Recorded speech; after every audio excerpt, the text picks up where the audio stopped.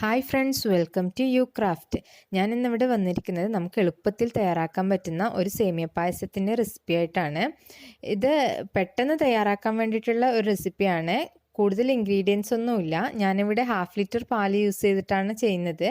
അപ്പോൾ നമുക്ക് തുടങ്ങാം. ആദ്യം നമുക്ക് പാൻ അടുപ്പത്ത് വെച്ചിട്ട് പാല് എടുത്ത് നന്നായി ഒന്ന് തിളപ്പിക്കാം. ടൈമിൽ പഞ്ചസാര ആഡ് ചെയ്യാം. ഞാനിവിടെ 3 ടേബിൾ സ്പൂൺ പഞ്ചസാരയാണ് ആഡ് ചെയ്യുന്നത്. എന്നിട്ട് ഒന്ന് തിളച്ച് വരുമ്പോൾ തന്നെ നമുക്ക് നമ്മുടെ സേമിയ ഇതിലേക്ക് ആഡ് ചെയ്യാം. ഞാനിപ്പോൾ ഇവിടെ 2 ടേബിൾ സ്പൂൺ സേമിയ ആഡ് ചെയ്യുന്നുണ്ട്.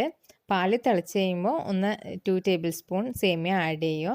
പിന്നെ അതൊന്ന് വേവാനുള്ള ടൈം സ്റ്റൗ ഒന്ന് ലോ ഫ്ലെയിമിലിട്ടിട്ട് ഇളക്കി കൊടുക്കുക. ഒരു 5 മിനിറ്റൊക്കെ കൊണ്ട് തന്നെ വേവുമായിരിക്കും.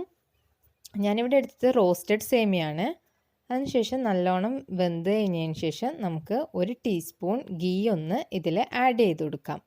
അപ്പോൾ തന്നെ നമ്മുടെ സേമിയ പായസം റെഡി ആയിട്ടുണ്ട്. ഇതൊന്ന് തിളച്ച് വരുമ്പോൾ നമുക്ക് ഓഫ് ചെയ്തിട്ട് ചൂടോടെ തന്നെ കുടിക്കാം. പെട്ടെന്ന് പായസമൊക്കെ കുടിക്കാൻ തോന്നുമ്പോൾ നമുക്ക് ഉണ്ടാക്കാൻ പറ്റുന്ന റെസിപ്പി ആട്ടോ ഇത്.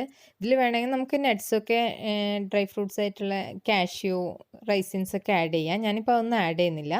പെട്ടെന്ന് ഉണ്ടാക്കാൻ പറ്റിയ റെസിപ്പിയാണ്. അപ്പം ഇനിയും വേറൊരു ഈസി ആയിട്ടുള്ള റെസിപ്പി ആയിട്ട് വരാം.